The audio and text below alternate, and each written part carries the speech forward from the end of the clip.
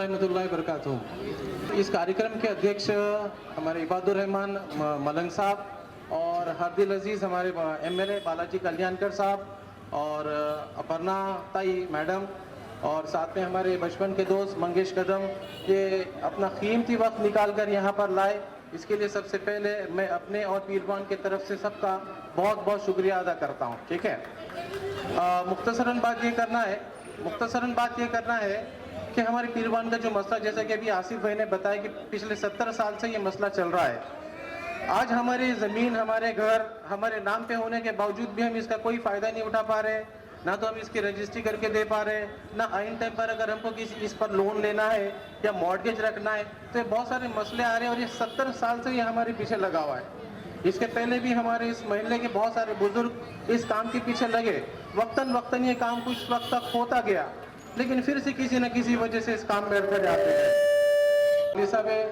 जलील साहब, जका मेडिकल वाले, इफ्तिखार भाई, हमारे मलंग भाई, इन लोगों ने फिर से मिलकर सोचा कि भाई इस मसले को क्यों ना हम परमानेंटली हल किया जाए, और उन्होंने एक कमेटी बनाई जिसका नाम हमने कमेटी एकता पीरवान कमेटी दिया है। ठीक है, इस कमेटी में लोग फिर जुड़ते गए, हमारे कुछ मीटिंग्स होते गए, लेकिन सबसे जो टर्निंग पॉइंट जो आया इसके अंदर, वो टर्निंग पॉइंट आया जब हमारे साथ हमारे ज्ञानी चित्तौड़गढ़ साहब जुड़ गए। उन्होंने हमारे इस जंग को सही डायरेक्शन दिया कि भाई इस मसले को किस तरह से सॉल्व किया जाए। ठीक है, इसके तहत हम बालाजी कल्याणकर साहब से मिले, मसला बताए कि भाई क्या करना है, और मैं बहुत बालाजी सर का बहुत शुक्रिया अदा करना चाहता हूँ कि इतना वक्त हमारे लिए दिए इस काम को करने के लिए, कि हमको मुंबई ले गए, बावनकुड़े सर से हमारी बातचीत कराई, कलेक्टर साहब को फ़ोन गया, कलेक्टर साहब ने भी वक्त निकाल कर जितने भी डॉक्यूमेंट्स ज़रूरी थे वो सारे डॉक्यूमेंट्स को कलेक्ट करके हमको जो बगोटा 2 में जो हम थे उसमें से हमको 1 में ला लिए, वर्ग 2 में से वर्ग 1 में ला लिए, जो सबसे बड़ा एक मसला था जो हमारा हल हो चुका है। राइट, अब दूसरा मसला भी जो है, अभी भी हमारे पीरवान में जितने भी लोग हैं उनके दिलों में आज भी एक डर है। इतना ये तो काम बहुत बड़ा हो चुका है सर, आपके तरफ से, आपकी मेहनतों से ये बहुत बड़ा काम हमारा हो चुका है। इसके तरफ से पीरवान की सारी जनता आपका शुक्रिया अदा करती है और बहुत खुश है, आपको सबके चेहरों पे लग भी रहा होगा। ठीक है,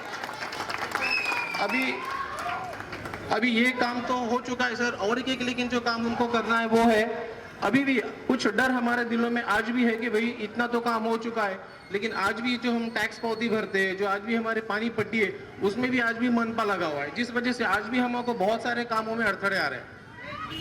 तो मैं आपसे गुजारिश करता हूँ कि सर आप इतना बड़ा काम तो हमारा कर दिए, बस एक काम हमारा और कर दीजिए कि जो हमारे टैक्स पावती है वो भी आपने अच्छा खासा काम हो चुका है, इंशाल्लाह वो भी कुछ दिनों में हो जाएगा, इंशाल्लाह वो भी हो जाएगा सर, उस पर भी बहुत मेहनत कर रहे हैं।